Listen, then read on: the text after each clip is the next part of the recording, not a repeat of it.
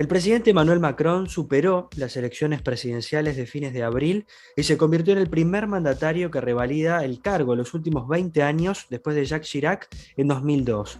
Al mismo tiempo, pocos meses después, a mediados de junio, Macron perdió la mayoría absoluta en las elecciones legislativas en Francia. Para conocer más del perfil del presidente francés, Emmanuel Macron, de cómo se está gestando la situación política en Francia, cuáles son sus rivales, los principales desafíos y cuál es la posición actual de Francia en la Unión Europea, es que vamos a estar hablando con María Victoria Álvarez. Ella es docente e integrante también del grupo de estudios de la Unión Europea en la Universidad Nacional de Rosario. María, gracias por acompañarnos en este octavo episodio de la tercera temporada de ¿Cuál es el plan?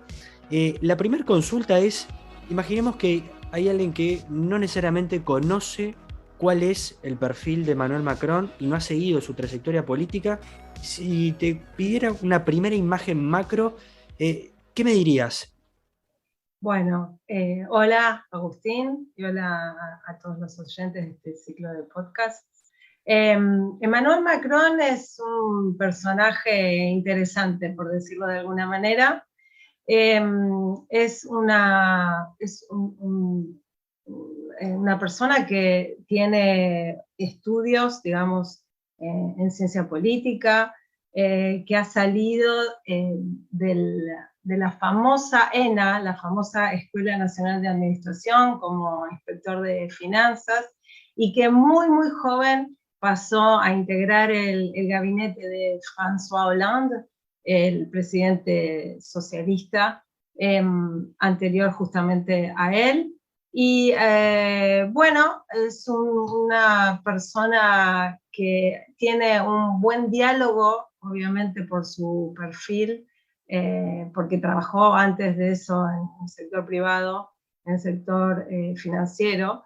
Tiene un buen nexo con las empresas francesas, con la clase empresarial francesa, con lo cual, si bien Emmanuel Macron es de origen socialista, ¿no? Empezó militando en el Partido Socialista, poco a poco fue de alguna manera abriéndose su propio camino, y de hecho en 2016 sorprendió lanzando su candidatura a la presidencia francesa con una agrupación nueva que se llama En Marche, se llamaba En Marche, y claro, obviamente jugando, perdón, jugando con sus iniciales, EM, y este extraño, por decirlo de alguna manera, en el panorama político francés, consigue la presidencia en 2017, siendo el presidente más joven de la historia de Francia.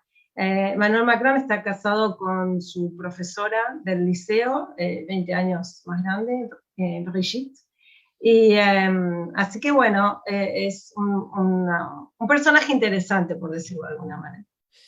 Me quedo con dos puntos que tocaste, María. El primero es la ENA, ¿no? Esta escuela que básicamente la fundó Charles de Gaulle en el año 45, después de la Segunda Guerra Mundial, justamente para formar a los funcionarios públicos, ¿no? De alguna manera tener a los mejores al frente de la administración. Y por otro lado me quedo con el perfil, vamos a decirlo, de un poco de outsider, ¿no? Que de hecho varios quizá pudieron ver un documental que salió hasta en Netflix de cómo es que él llega, cómo él irrumpe en la primera fila de la política francesa hasta que llega a ser claramente, ¿no? Presidente. Entonces, ¿cómo de alguna manera ves estos dos puntos al mismo tiempo que él fue ministro de Finanzas, formado en la ENA, al mismo tiempo fue como un outsider para los franceses? Si pudieras un poco aterrizar esto, que capaz que a priori no parece que fuera, no queda tan claro, ¿no? O sea, alguien que de alguna manera viene del establishment, por así decirlo, de alguna manera no es tan conocido para la clase política tampoco. ¿Cómo se dio esta situación? En realidad, él es del establishment, y lo que pasa es que es interesante lo que me planteas, porque él irrumpe en el escenario político partidario francés como mostrándose como la renovación. Era la imagen de la renovación de la reinvención de la política. Y muchos se lo creyeron en realidad, y sin embargo, claro, rompe con el Partido Socialista, arma esta agrupación política que lo lleva finalmente al gobierno, y cuando uno empieza a mirar un poco, a analizar las políticas o las reformas que intentó llevar adelante Macron en su primer mandato, claramente, si bien su agrupación era, digamos, sí, no existía claramente, en realidad es parte del establishment. Yo no lo vería tanto, por lo menos es mi opinión, no lo vería tanto como un outsider, porque en realidad, como les decía, comienza siendo ministro de Economía de Hollande, o sea, formaba parte del gabinete de Hollande, y lo que sí rompe con muchas de las premisas del Partido Socialista, eso está claro, ¿no? O sea, él mismo marcaba que su partido político, En Marche, tenía que ver con otro tipo digamos, tenía otro tipo de políticas más centristas, y por eso se alejaba del Partido Socialista. Pero, digo, creo que es un político que ha logrado entender las dinámicas políticas francesas, y bueno, el resultado está en su reelección, ¿no?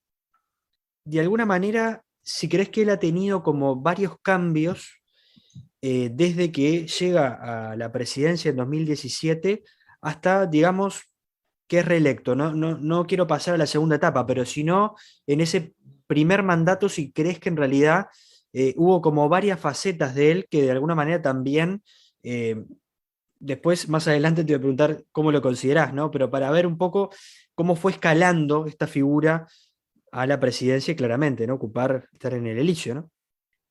En realidad, el primer mandato de Macron es una sucesión de crisis, ¿no? Si uno tiene que mirar qué hizo Macron en los primeros 5 años, lo que hizo fue gestionar o intentar manejar toda una serie de crisis, algunas autoinfligidas y otras claramente que vinieron como shocks, digamos, externos, ¿no? Que no tuvieron que ver con nada que hiciera o dejara de hacer su gobierno. Entonces, no es el mismo el Macron del 2017 que el del 2022, claramente 5 años en el inicio le han dado, creo que, una piel un poco más dura, me parece. Creo que está como un poco más sólido, más fuerte, digamos, que antes, para los desafíos que aún tiene por delante. Porque en realidad, y él lo dice, bueno, y de nuevo nos estamos adelantando un poco, pero en el discurso que él da luego de la victoria ahora en abril para su reelección, él tiene claro los enormes desafíos que tiene por delante, tanto por demandas y reclamos de los propios ciudadanos, como por todas los artilugios, digamos, y las estrategias que va a tener que realizar para poder gobernar, ¿no? Así que un poco para resumir, antes de pasar a lo que contabas, de justamente, ¿no? De esos lineamientos que Macron tiene claro que tiene que asumir de ahora en más, en un mundo que además tiene una guerra desde fines de febrero, que no se sabe cuál va a ser su resultado, que ya genera impactos incluso ni siquiera a nivel geopolítico, ¿no? En la vida real, con alta inflación en Europa, en Estados Unidos, etcétera. ¿Cuál sería entonces, de alguna manera, si tuvieras que decir, bueno, la línea política que ha marcado a Macron en este primer año, en este primer mandato, Sí. es esto? O sea, se lo puede ubicar en ese carril, ¿no? Porque uno a veces también habla, y sobre todo es una comparación que hace desde estas latitudes de Latinoamérica, de derecha, de izquierda, centro derecha, ¿no? Básicamente en ese arco político donde lo ubicarías, y estos puntos, ¿no? Como ese mapa, esa Sí. introducción, ese tráiler de alguna manera de lo que fueron estos años, ¿no?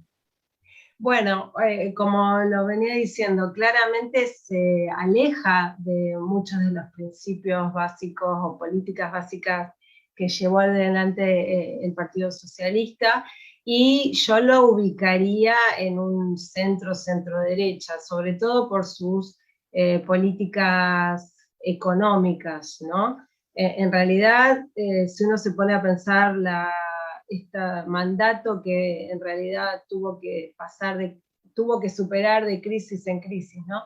Eh, Algunas de las primeras crisis que sufrió Macron tuvieron que ver con intentos o iniciativas del propio gobierno, como fue en 2018, cuando se quiso o se subió directamente los combustibles, y ahí es donde tenemos el nacimiento de ese movimiento que tantos titulares se llevó durante un tiempo, que fue el movimiento de los chalecos amarillos, de los gilets jaunes.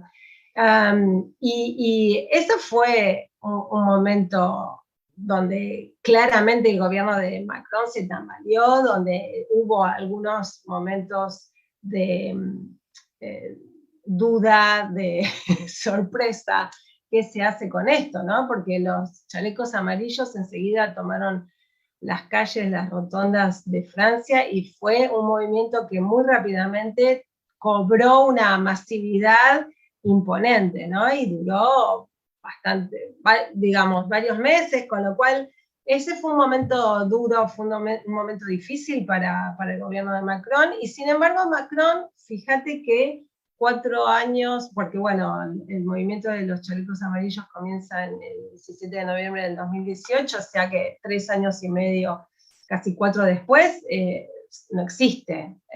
O sea que Macron, pese a todos los pronósticos, logró diluir ese movimiento, y bueno, sacando de la galera el famoso diálogo nacional, y uno ahí veía por esos meses a Macron con la camisa, con las mangas arremangadas, sentado, hablando de igual a igual con ciudadanos de todo el territorio francés, y poco a poco eso, como te digo, se fue diluyendo, y hoy por hoy no existe. Luego, más adelante, en 2019-2020, el propio gobierno quiso llevar adelante una reforma de las pensiones, una reforma jubilatoria, y también tuvo que vérselas con una tremenda oposición por parte de los sindicatos. Volvieron a salir los ciudadanos a la calle. A los franceses, hay que decirlo, les gusta protestar en la calle. Y bueno, tuvieron que congelar esa iniciativa, ahora aparentemente la están por reflotar, pero eso también pasó. Y la otra gran crisis, por supuesto que no tuvo solamente Francia, sino el mundo entero, fue la de la pandemia del COVID-19, donde el movimiento antivacunas francés fue uno de los más numerosos en Europa, y realmente también logró Macron cambiar el temporal. Así que digo, él intenta ir, ¿no?, con este tipo de reformas, con este tipo de políticas, claramente hacia la derecha, hacia la centro-derecha. Sus críticos más acérrimos dicen que no gobierna para los ricos, sino para los ultra ricos, ¿no? Esa es una crítica desde la izquierda bastante frecuente. Y en realidad, cuando tiene que parar o tiene que retroceder, lo hace. No es un presidente, y aún con la mayoría absoluta que tenía en la Asamblea Nacional, ¿no? No es un presidente que va por todas y que cuando tiene oposición la desprecia o, digamos, le es indiferente. Entonces, bueno, es un político que ha logrado, yo creo, tener importante cintura política, importante cintura para manejar todas estas tremendas crisis que tuvo, ¿no? Vayamos ahora un poco para lo que pasó en abril, ¿no? En estas elecciones, en que recordemos, fue la segunda vuelta en que Macron se enfrentó a Le Pen, a Marine Le Pen, en la cual salió victorioso con un casi 59%, 58,5% la segunda vuelta, frente a un 41% de Marine Le Pen. Fue el segundo choque entre ambos, consecutivo, en este balotaje. Y en ese te quería consultar, ¿no? Tú nombrabas un poco los lineamientos que él marcaba que iba a tener en esta era, justamente, ¿no? Al poco tiempo de conocerse que iba a ser, iba a continuar siendo presidente de Francia. En ese sentido, ¿cuáles serían entonces esos puntos y cómo ves tú realmente las posibilidades políticas que tiene, ¿no? De poder llevar esto adelante? Sí, él creo que está en una disyuntiva importante en este momento, ¿no? Por un lado, todas las reformas que quedaron de su primer mandato inconclusas, digamos, que no pudieron llevarse adelante, sobre las cuales aparentemente intentaría avanzar de nuevo.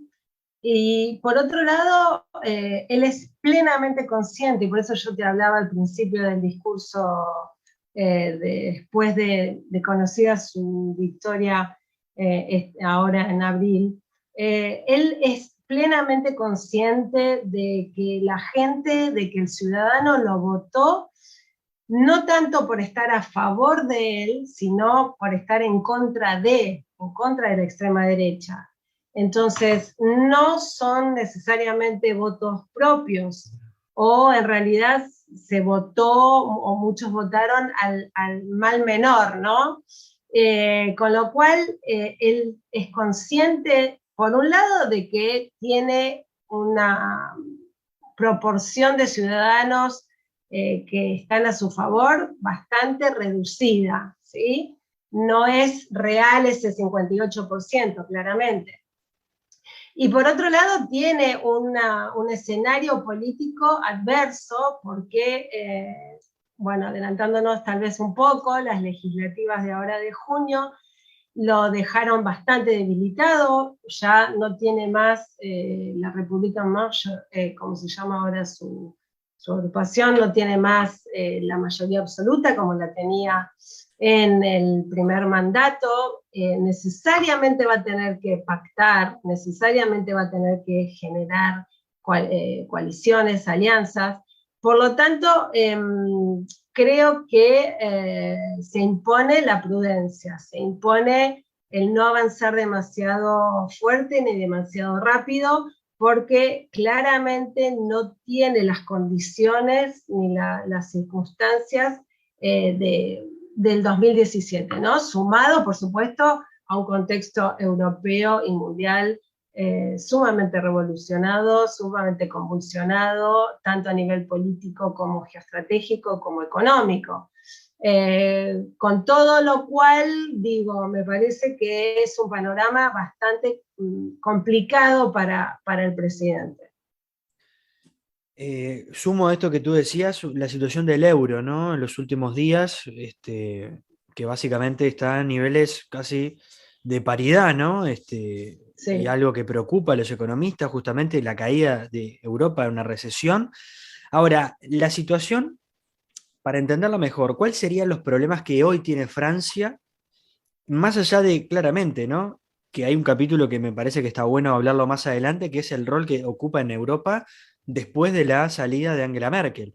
Entonces, si nos enfocamos un poco ahí, ¿cuál sería un poco la situación que tiene en agenda que, porque tú nombrabas antes, por ejemplo, la reforma de la seguridad social, no es algo nuevo y tampoco es algo que se esté haciendo exclusivamente en Francia o los países del primer mundo, ¿no? O sea, ya lo vemos en Uruguay, en Argentina, en varios países de América Latina, se está yendo por el mismo camino justamente por una situación de envejecimiento, de, bueno, de varias situaciones. Uh-huh. Eh, ¿Cuáles serían entonces, para aterrizar un poco mejor en la realidad francesa, esos problemas, esos diferentes desafíos que debe enfrentar Macron? Bueno, Macron, como decíamos, tiene que volver a pensar esta cuestión de la reforma eh, jubilatoria, de la reforma de las pensiones. La idea es llevar la edad de jubilación de 62 años a 65 años, entre muchas otras cuestiones, obviamente, que esto implica, y que tiene que ver con un problema ya estructural europeo, como bien vos marcabas, que se relaciona con el tremendo envejecimiento de la población, más allá de que obviamente hay, sobre todo los inmigrantes, ¿no? Son los que aportan algún tipo eh, digamos, aportan a la tasa de natalidad, pero los europeos, digamos, están envejeciendo y no hay claramente sistema de seguridad social que lo pueda soportar, ¿no? Que se pueda sostener en el tiempo. Por lo tanto, este tipo de reformas de las pensiones, reformas jubilatorias, se vuelven absolutamente cruciales, absolutamente indispensables. Como te decía, era algo de la agenda anterior que quedó sin poder llevar adelante. Macron tiene que lidiar también con la cuestión energética, no solamente, esto también ya se arrastraba de antes, tiene que lidiar con el alza de la energía, de los combustibles, que se ha agravado ahora con el conflicto en Ucrania.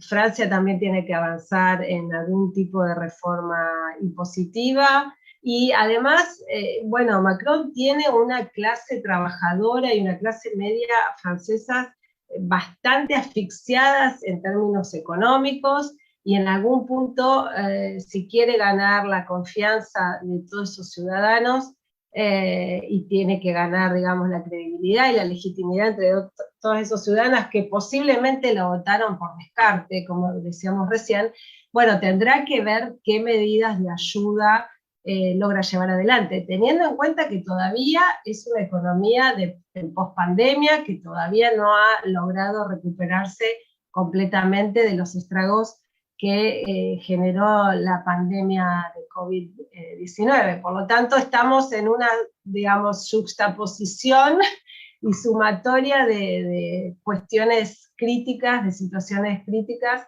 y por lo menos esa es la agenda, me parece, más importante, que, como decíamos, habrá que ver cuánto consenso consigue en la Asamblea Nacional para llevar adelante ese tipo de políticas, ese tipo de iniciativas, ¿no? Si uno piensa un poco en el plan ya no solo de estas elecciones, sino, digamos, de la construcción política de Macron, ¿no? Esos especie de, sí, de temas que estarían en el top 3. ¿Tú crees que Macron hasta el momento los ha cumplido o que le quedan todavía en el tintero? Porque yo puedo pensar de que por su pasado de ministro de Finanzas de Francia entre el 2014 y el 2016, hasta que, bueno, se puso básicamente la carrera presidencial al hombro y luego salió presidente, eh, podría ser uno de los puntos, pero no sé si necesariamente, y sobre todo viendo, a ver, la crispación que generó, ¿no? Uno recuerda de las grandes, vamos a decir, protestas al mismo tiempo que cambios incluso, ¿no? En el gabinete que generaron estos intentos de modificar. Entonces, de alguna manera, ¿crees que él está pudiendo llegar a alguno de esos ítems que se marcó en un principio, que digamos son pilares de su construcción política? ¿O crees que está un poco lejos todavía? Creo que, como vos apuntabas, está lejos. Creo que si uno hace un balance de su mandato, ha quedado a medias con los objetivos que se había planteado, ¿no? Me parece que claramente es un presidente, bueno, de hecho, en la segunda vuelta ganó con el 58% esta vez, pero en el 2017 había ganado con el 66%. Es un presidente que, bueno, con 5 años de mandato encima ya tiene algún tipo de desgaste claramente, y sobre todo porque no logra resolver, me parece a mí, el kit de la cuestión está en que no logra resolver lo que llevó a muchos franceses a protestar, a ir a la calle en 2018, 2019, 2020, que tenía que ver con que bueno, no llegan a fin de mes, no ven cubiertas apenas ven cubiertas sus necesidades básicas. Entonces, digo, Macron no ha podido avanzar en todo lo que quería llevar adelante, pero al mismo tiempo no ha dado respuesta satisfactoria a muchos de los reclamos y de las demandas del ciudadano medio.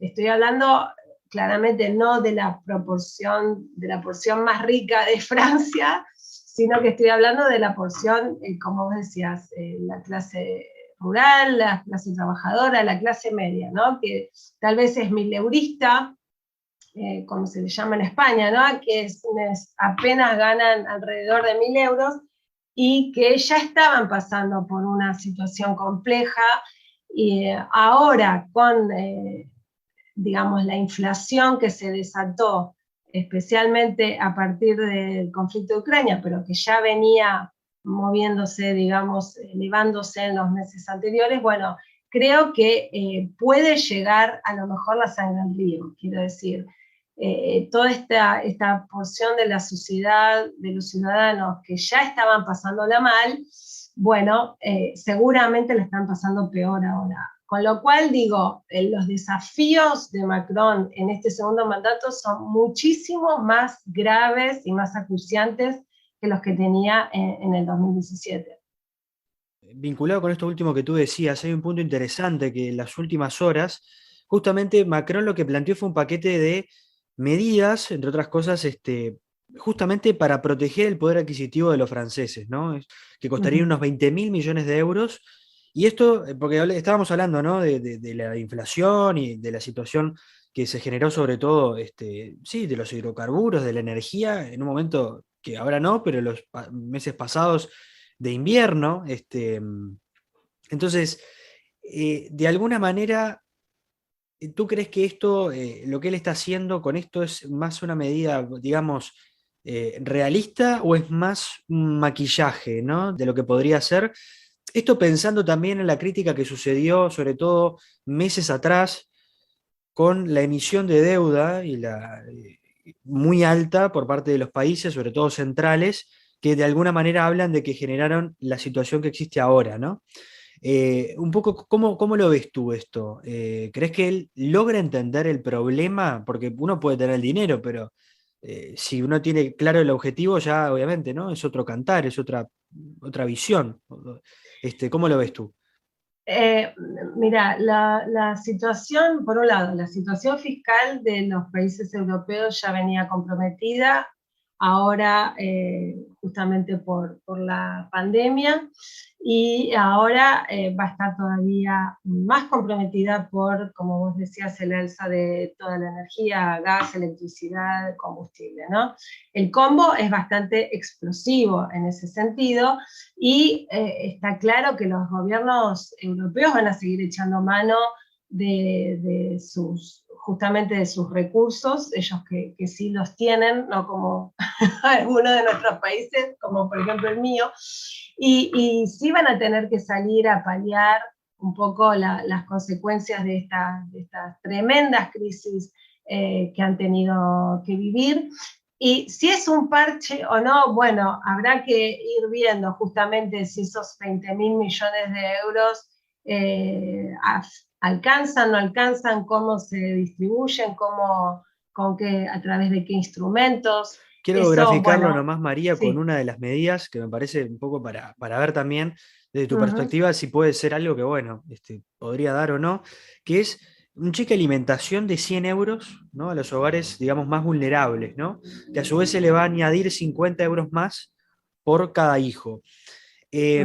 Que aparte comenzaría en septiembre, al mismo tiempo de que se congelan las tarifas hasta fin de año. Eh, de alguna manera, también un descuento, ¿no? Al momento de ir a cargar el combustible, que eso está vigente desde abril. Eh, Estamos hablando en realidad que para el monto de la familia promedio no llega a ser un sueldo, o sea, está lejos, ¿no? De ser un sueldo. Son Sí, otro tipo de medidas. puede parecer una medida así como lo planteas, ¿verdad? Un poco, digamos, el típico asistencialismo. En realidad me parece que están tratando de inyectar dinero en los bolsillos, ¿no? Porque creo que la situación es bastante desesperante para la clase baja, clase media baja de los países europeos, y me parece que obviamente no alcanza, obviamente son medidas coyunturales y estoy totalmente de acuerdo con vos, pero creo que hay una fuerte demanda de la sociedad de algún tipo de solución más a corto plazo, ¿no? Creo que la ciudadanía, imagínate que no son sociedades acostumbradas a estas crisis, por lo menos en los últimos 30, 40 años, no digamos las generaciones anteriores que pasaron guerras mundiales, etcétera, etcétera, pero estas son generaciones que claramente han vivido relativamente bien, digamos, y estas son crisis que están afectando muy gravemente el poder adquisitivo de los ciudadanos, y me parece que si bien puede tener un poco el tinte, como vos decías, de asistencialismo básico y poco más, creo que hay una necesidad de poner dinero en el bolsillo de los ciudadanos, y me parece que eso es lo que está haciendo Macron. Lo que parece también es un perfil político bien pragmático, ¿no? Porque si uno piensa también en la trayectoria que veníamos hablando de él, no sería capaz que la medida que él hubiera hecho a priori, ¿no? Y con esto también es solo apenas una reflexión para pasar a lo que fueron las elecciones legislativas, ¿no? A mediados de junio. Y me parece que si uno tuviera que poner, ¿no?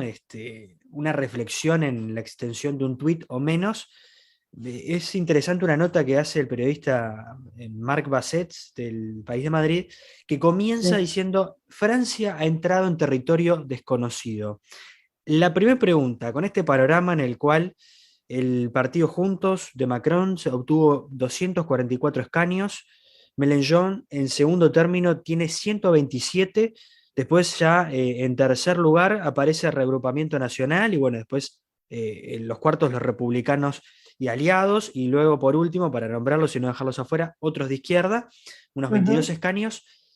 ¿Qué pasa en el Parlamento francés a partir de esto que sucedió en junio? Recordemos, solo para tener vamos a decirlo, de contexto, pocos meses después, menos de 3 meses después de las elecciones en las que justamente ganó Macron e hizo historia, ¿no? Con esta reelección. Bueno, mira, arranco mi respuesta con lo primero que dijiste vos. Macron es pragmático. Entonces, se ve, o sea, no se...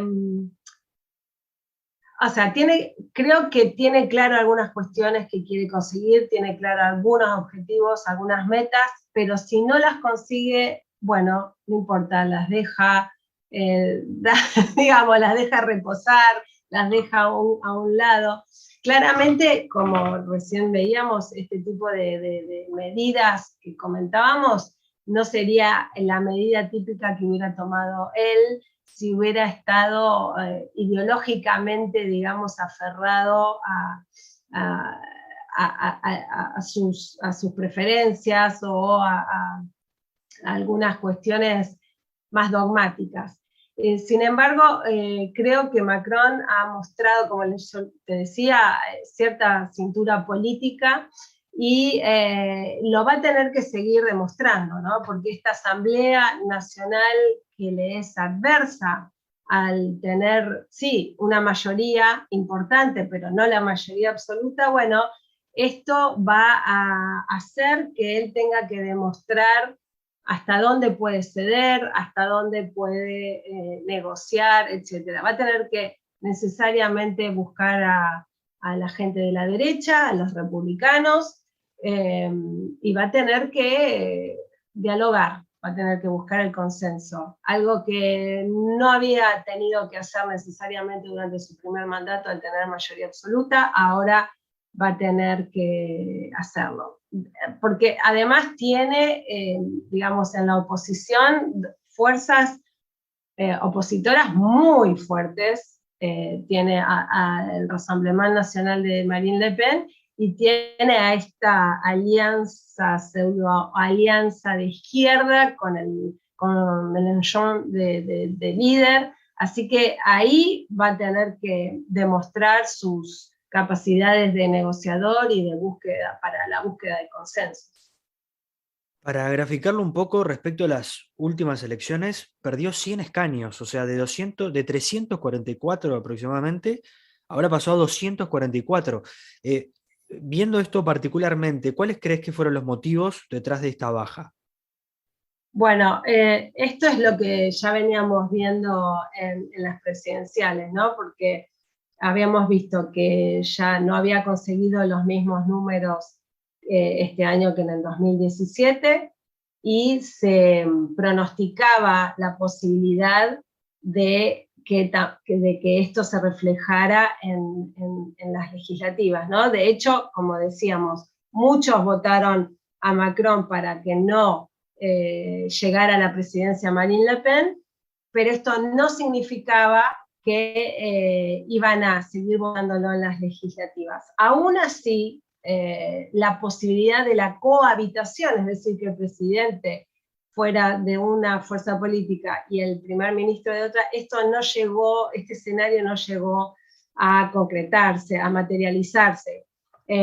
Por lo tanto, digo, los motivos tienen que ver, me parece a mí, y tal vez soy un poco recurrente o repetitiva, pero tienen que ver con esta falta de satisfacción de demandas de los ciudadanos, ¿no? Creo que tal vez este pragmatismo ha hecho que, bueno, Macron no llegara a llevar adelante las políticas que tenía pensado y al mismo tiempo tampoco terminó de solucionar los problemas de la ciudadanía, agravado con todos las crisis que ya venimos mencionando, ¿no? María, hay un punto que todavía no tocamos que tiene que ver con básicamente cuáles son los contendientes políticos que tiene Macron, ¿no? O sea, cuando uno piensa en el escenario político francés, bueno, ya la figura de Le Pen es más conocida, pero ahora se mete como una cuña, digamos que va a ser de pivot, ¿no? Para Macron, que es justamente Jean-Luc Mélenchon, ¿no? La segunda fuerza a nivel del Congreso. Conviene igual de vuelta, ¿no? Destacar un poco cuáles son la cantidad de escaños, que a ver, no es menor, ¿no? Porque estamos hablando de casi la mitad, ¿no? O sea, 127 escaños, ¿no? Recordemos Macron 244. Entonces, en ese sentido, primero, ¿cómo ves este perfil de Mélenchon? Si crees que va a ser alguien gravitante, que va a hacer una carrera, digamos, más agresiva como para poder suceder a Macron en el poder, o si crees que no, es alguien que está coyunturalmente en esta posición y bueno, no necesariamente está aspirando y, digámoslo, no le da la nafta, o sea, no tiene la potencia suficiente. Y después, por otro lado, ¿cuál es el vínculo entre ambos, ¿no? Bueno, en realidad Mélenchon es un líder de la izquierda ya, digamos que tiene una muy buena experiencia en el panorama francés, es un gran conocido y un gran conocedor del panorama político francés. Creo que Francia, si uno mira la Asamblea Nacional, como vos decís, creo que Francia está más polarizada que nunca, porque fíjate que los republicanos, que es un partido de centro derecha en algunas cuestiones, de derecha en otras, y el Partido Socialista bueno, sobre todo el Partido Socialista, desaparecido del mapa, ¿no? Entonces, si tenemos que los grupos opositores más fuertes son la izquierda radical o esta, bueno, coalición de izquierda y la extrema derecha, tenemos una Francia muy dividida, muy fragmentada y, digamos, pero sobre todo muy polarizada. Este no es un escenario que le facilite las cosas a Macron, claramente, ¿no? A ver, Mélenchon obviamente soñaba con esta posibilidad de la cohabitación, no se dio. En todo caso, hay que ver si esta coalición de izquierda logra sostenerse en el tiempo, porque lo que muchos están temiendo es que sea una alianza electoral de circunstancia, a donde ya han aparecido, ya hoy, digamos, las primeras fisuras. Entonces, porque pensemos que tienen a la Francia insumisa de Mélenchon, pero también al Partido Socialista, a los verdes y a los comunistas. Entonces, aparece como la primera fuerza opositora, si la tomamos como una coalición, pero individualmente no son tan fuertes, ¿no? Individualmente es más fuerte el Rassemblement Nacional de Le Pen. Entonces, bueno, hay que ver, Mélenchon es bastante radical, es bastante extremo en sus opiniones, no creo que sea fácil dialogar con Mélenchon. No sé, supongo que Macron va a hacer el intento, pero a mí me parece que lo más fácil para Macron en la Asamblea Nacional sería dialogar y llegar a algún acuerdo con los republicanos, ¿no? Porque el Partido Socialista, ya te digo, ha quedado en unos mínimos históricos realmente tremendos. En la primera vuelta de las presidenciales solamente llegó al 1,7%, con lo cual ya claramente esa alianza, esa coalición de izquierda la lidera Mélenchon, ¿no? La Francia sumisa. Entonces, hay que ver, ahí me parece que Macron la va a tener bastante difícil. Me alío con diálogo con Mélenchon o diálogo con Le Pen. No la tiene fácil. Ahora, en realidad, viendo un poco con estas elecciones recientes de abril, en las cuales ganó Macron, en realidad Marine Le Pen no es lo mejor que le puede pasar a Macron en este momento. Mm, no lo veo así. Yo no creo que Macron, digamos que Le Capaz que Pen le desarrolle un sirve. poco más la idea. ¿En qué sentido? Sí. O sea, quiero decir, puede pasar de Mm. que a nivel discursivo Mélenchon tenga que tener vamos a decir, sí, un tono y estar en una situación combativa con Macron, pero al mismo tiempo para construir una figura de, miren que yo estoy controlando que él haga algo y vaya por un carril que nos prometió, pero que cuando tiene que acordar, sabe que se va a sentar con Macron. Porque es tanta, o sea, la diferencia en esa situación es más grande con Le Pen que con Macron, ¿no? Sí, en ese sentido yo creo que el diálogo sería inclusive más fácil entre Macron y Mélenchon que entre Macron y Le Pen, ¿no? Pero no sé si lo harían tanto como para generar lo que se llama un cordón sanitario, o sea, para aislar a la extrema derecha, sino para llegar a algún consenso que permita llevar adelante algunas políticas, algunas reformas, algunas iniciativas que el gobierno necesite. Habrá que ver si Mélenchon, al ser el líder de una coalición, ¿sí? Donde no solamente está la Francia insumisa, habrá que ver si se modera y si se logra algún acuerdo. Obviamente esto es política, con lo cual seguramente Macron, llegado el caso, tendrá algo que ofrecer a Mélenchon y a los votantes de izquierda. Habrá que ver. Claramente me parece que primero se sentaría con Mélenchon antes que con Le Pen, Macron, ¿no? A dialogar. Nos queda, si avanzamos un poco más en el mapa político francés, Marie Le Pen, ¿no? O sea, Uh una -huh. figura que junto a su padre básicamente han sido siempre como una segunda o tercera opción, ¿no? Para el electorado, pero nunca se han ido de ese margen. En este momento uno podría pensar de que bueno, con toda la crispación que generó la pandemia, ahora la guerra, la suba de los combustibles, el costo de la vida, uno podría pensar, bueno, no es tanto un tiempo para Macron, sino justamente para una visión más radical, ¿no? Que podría, en ese caso, llevar adelante Le Pen. Recordemos que también Macron fue muy duro, ¿no? En los últimos debates con Le Pen, en estos debates famosos televisivos, se han cruzado de una manera fuerte, ¿no? Se han dicho de todo. Eh, ¿Cuál es la situación en la que queda ahora Marine Le Pen? Porque al mismo tiempo la oposición no tiene una figura fuerte que la pueda relevar o que le pueda hacer como mella en ese extracto, ¿no? En Uh esa -huh. franja, pero al mismo tiempo la imagen ya quedó un poco desgastada, ¿no? O sea, ya perdió de manera consecutiva. Entonces, ¿cómo lo ves tú, la situación actual de Le Pen? Bueno, hay varias cuestiones ahí para analizar, ¿no? Porque en realidad es verdad, es la perdedora de dos balotajes consecutivos, entonces eso no hay que olvidarlo, más allá de que haya sumado un poco más claramente de votos esta vez, pero dos veces perdió frente a Macron.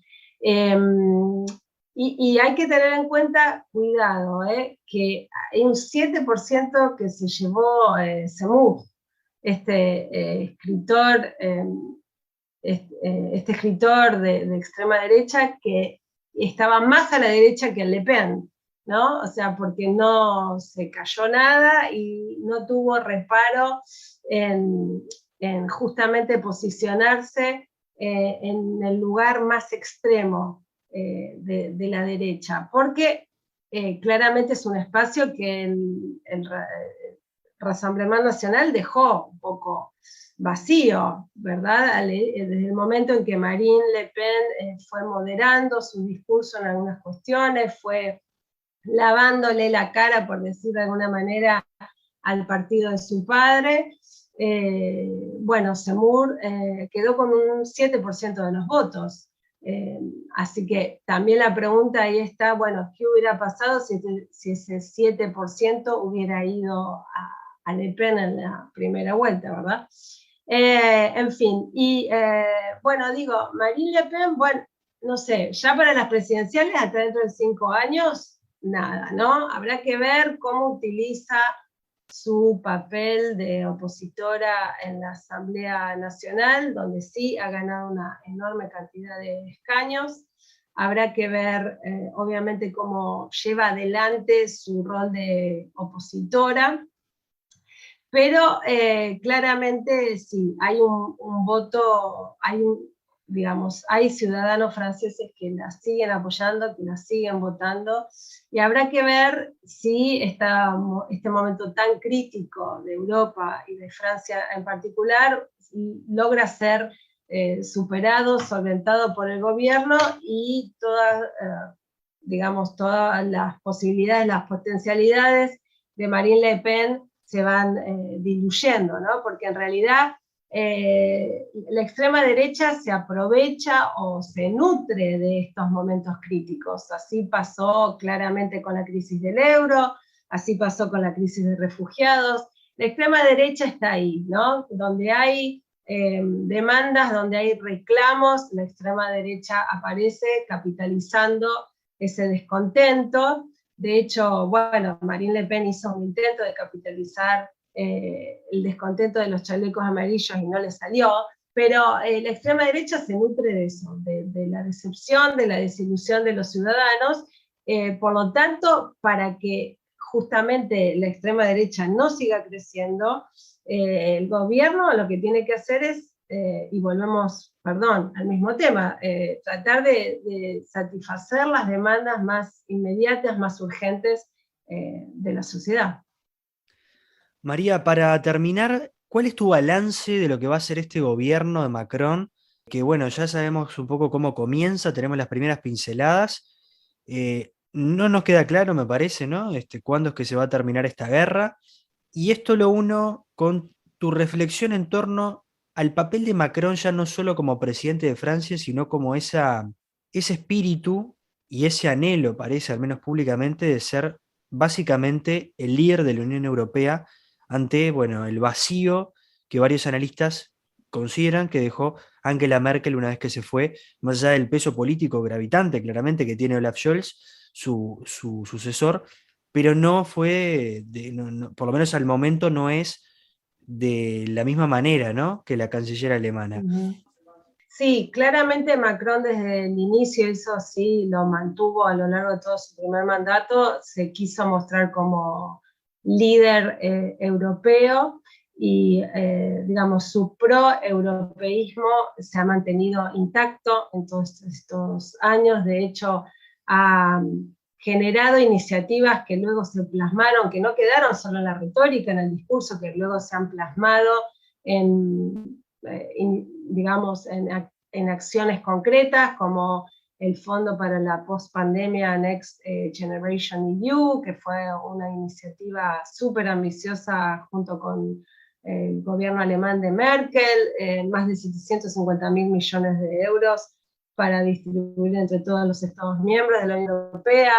La idea de realizar una conferencia sobre el futuro de Europa, que acaba de terminar sus trabajos ahora a fines de mayo, también fue una iniciativa francesa. Creo que la política europea de Macron es clara es ambiciosa y hasta ahora ha cosechado más éxitos que fracasos, ¿no? Creo que esta va a seguir la línea, va a seguir siendo la línea de Macron en este segundo mandato, porque como digo, le ha generado importantes réditos políticos, y me parece importante que Francia tome este lugar, que Francia se posicione de esta manera, sobre todo, como vos bien planteás, teniendo en cuenta que Alemania está con un gobierno de coalición, una coalición también bastante compleja, ¿no? La coalición semáforo, por los colores de los tres partidos que la componen, y Olaf Scholz no es Angela Merkel. Eso está, está clarísimo. Así que me parece fundamental el papel de Macron en Europa. Creo que es una política acertada y creo que la va a seguir manteniendo en los próximos 5 años. María Victoria Álvarez, docente, integrante del Grupo de Estudios de la Unión Europea de la Universidad Nacional de Rosario, Argentina. Muchas gracias por estar con nosotros en este octavo episodio de la tercera temporada de ¿Cuál es el plan? Ustedes ya saben, nos pueden seguir a través de nuestra cuenta de Instagram, donde vamos subiendo el contenido, pero también saben que estamos en varias plataformas, ya no solo por Spotify, Apple Podcasts, Google Podcasts y iVoox, sino que también en esta temporada estamos iniciando la etapa en YouTube para, bueno, tener un acercamiento diferente, en otro modelo, con otra plataforma. Y bueno, seguimos en contacto y ya saben, nos reencontramos en la próxima. Muchas gracias.